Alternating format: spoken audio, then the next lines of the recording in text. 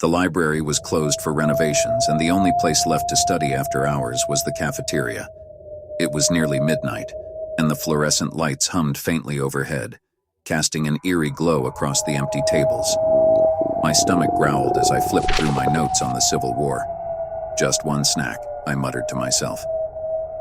The vending machines near the corner blinked in the dim light, their glass panels smeared with fingerprints. As I fumbled for $1, I noticed something strange. The smell. Not the usual cafeteria staleness, but something rich and savory, like a freshly cooked Thanksgiving dinner. The vending machine refused my crumpled dollar, spitting it back with mechanical indifference. Frustrated, I turned around and froze. The lunch counter, which had been dark and empty earlier, was now brightly lit, the metal trays brimming with food. But this wasn't your average pizza slice or soggy burger. No, this was a feast. Rows of roasted meats glistened with golden juices. Piles of mashed potatoes, their surface whipped into delicate peaks, shimmered with butter.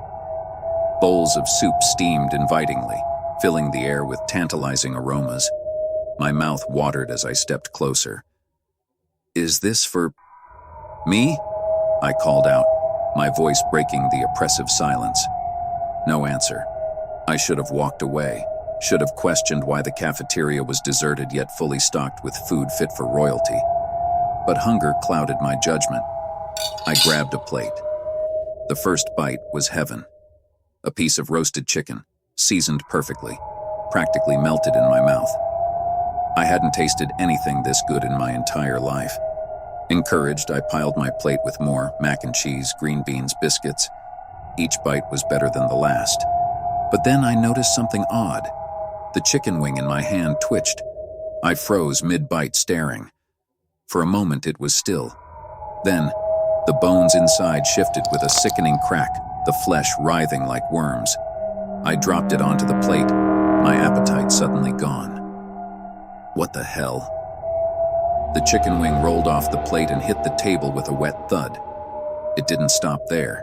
It dragged itself across the table, leaving greasy streaks in its wake. I stumbled back, my chair screeching against the floor. The mashed potatoes on my plate bubbled as if boiling, then burst, revealing dozens of tiny, beady eyes beneath the surface. A biscuit split in half, revealing sharp, needle-like teeth. I shoved the plate away, bile rising in my throat. That's when I realized something worse. The more I tried to back away, the hungrier I felt. My stomach growled louder, twisting in agonizing knots. Despite the horror unfolding on the table, I found myself reaching for the breadstick. No! I slapped my hand away, shaking my head violently. This isn't real. But the smell. Oh, the smell was intoxicating. The roasted meats called to me, their glistening skin promising relief from the gnawing hunger. My legs wobbled as I fought the urge to lunge forward. The food moved faster now, crawling and slithering across the table. The green beans had sprouted tiny, gnarled hands, clawing their way toward me. The soup spilled over its bowl, its surface rippling as a slimy tentacle emerged. "Get away!" I screamed, grabbing a chair and swinging it at the table. The chair shattered against the edge, sending splinters flying. For a moment, the food retreated, skittering back to their trays. But the hunger clawed at me, unbearable. Before I could stop myself, I grabbed a slice of pie. The crust cracked under my teeth, the filling oozing sweet and rich onto my tongue. It tasted divine, until it didn't. The filling turned sour, then metallic. I spit it out, only to see writhing maggots falling from my lips. I gagged, stumbling backward, but my stomach screamed for more. The cafeteria had transformed. The tables stretched infinitely, piled high with grotesque living food. The walls were no longer white, but a dark, pulsating red, like the inside of some enormous creature. I wasn't alone. From the corner of my eye, I saw movement. A figure sat at the farthest table, hunched over a plate. Their silhouette was thin, almost skeletal, their hands shaking as they shoveled food into their mouth. "Hey, hey!" I called out, desperation in my voice. The figure stopped, turning slowly. My heart froze. Their face, or what was left of it, was smeared with grease and blood. Their eyes were sunken, black pits. Flesh hung from their jaw in loose ribbons, revealing rotting teeth. They opened their mouth and a guttural laugh echoed through the cafeteria. I turned to run, but the food had surrounded me.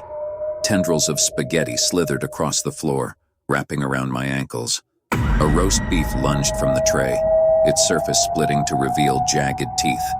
I screamed, kicking and thrashing, but the more I fought, the tighter the food clung to me. My hands scrambled against the slick tiles as I was dragged toward the feast. "No, please," I begged, tears streaming down my face. The skeletal figure stood now, pointing at the table.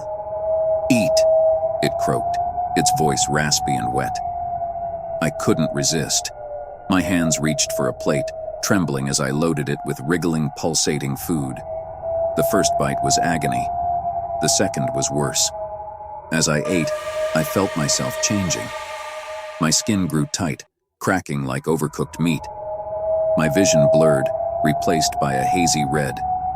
My hunger only grew stronger. I looked down at my hands. They weren't hands anymore. They were claws, dripping with grease. Around me, the other figures emerged, dragging themselves to the table. Some were barely human, their forms bloated and deformed. Others were nothing but shadows, feeding endlessly. I tried to stop, but my body moved on its own, shoveling food into my mouth. The laughter grew louder, the walls closing in. Somewhere in the distance, a door creaked open. A new figure entered the cafeteria, a student. He looked around, confused, his gaze landing on the table.